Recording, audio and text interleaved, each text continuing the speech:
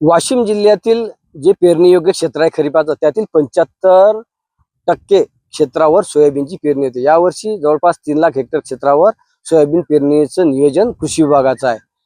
आणि त्यातल्या त्यात यावर्षी जो पाऊस उशिरा पडला त्यानंतर शेतकऱ्यांनी सोयाबीन पेरणी सुरुवात केली।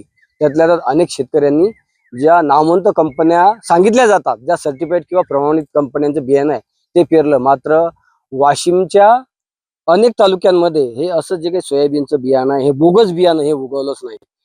वाशिमच्या मंगरुळपीर तालुक्यातील पिंपरी अवगण तसेच वाशिम मधील अनेक गावं आहेत, मानोरा तालुक्यातीलही अनेक गावं आहेत, बेलोरासह इतर या अशा गावांमध्ये हे जे काही बियाणं आहे हे निघलं नाही। हे ब्राह्मणवाडा शिवारामधील एक शेत आहे। या शेतामध्ये या शेतकऱ्यांना जवळपास 3 एकरवर हे सोयाबीन पेरलं होतं आणि आपण पाहू शकतो की सोयाबीन उगवलंच नाही। एकट दुक्कट एखादं असं कोंब किंवा अंकुर दिसतो। आता तब्बल 12 दिवसाचा कालावधी ओलांडला, यावरून उलटला, मात्र सोयाबीन निघालच नाही। आणि या सोयाबीनवरच शेतकऱ्याची वर्षभराची भिस्त असते। हेच या शेतकऱ्याचं उदरनिर्वाहाचं साधन आहे। मात्र या कथित किंवा सांगितल्या जाणाऱ्या सर्टिफाईड कंपन्यांकडून, प्रमाणित कंपन्यांकडून या वाशिम जिल्ह्यातील शेतकऱ्यांची अशी फसवणूक झालेली आहे।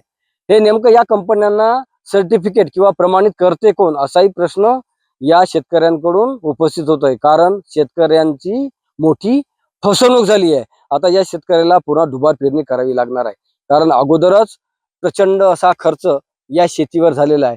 कसे तरी पैसे जमा करून किंवा कर्ज काढून शेतकरी शेती पेरतात, पीक पेरतात खरीपाचं, आणि त्यातच जर असं नुकसान झालं तर नेमकं या शेतकऱ्यांना कुणाकडे दाद मागायची। कारण हा बळीराजा विश्वास ठेवूनच सर्व आपलं खरीपाची पेरणी करतो।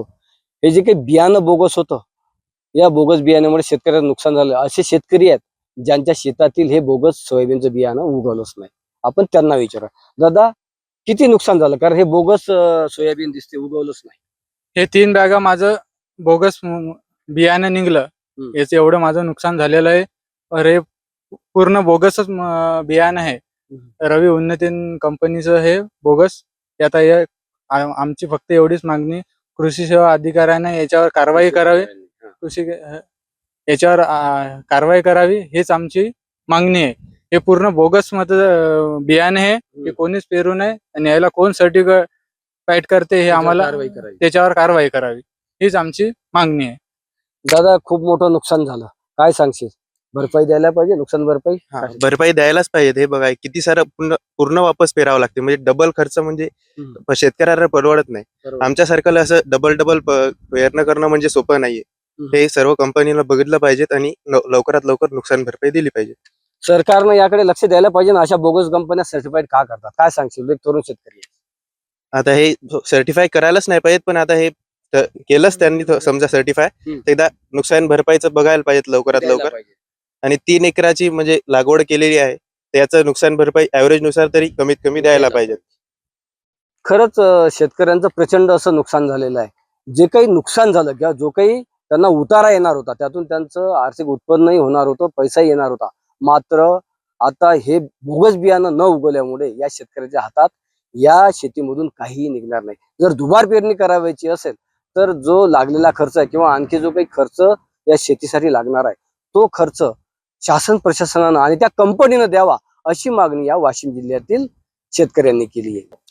व्हिडिओ जर्नलिस्ट बालाजी ठेंगडेसह किशोर गोमासे, न्यूज 18 मराठी, ब्राह्मणवाडा, वाशिम।